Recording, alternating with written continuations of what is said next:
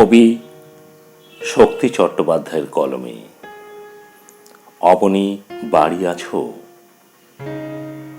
দুয়ার এটে ঘুমিয়ে আছে পাড়া, কেবল শুনি রাতের কড়া নাড়া।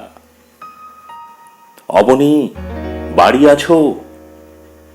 বৃষ্টি পড়ে এখানে 12 মাস, এখানে মেঘ গাভীর মতো চড়ে।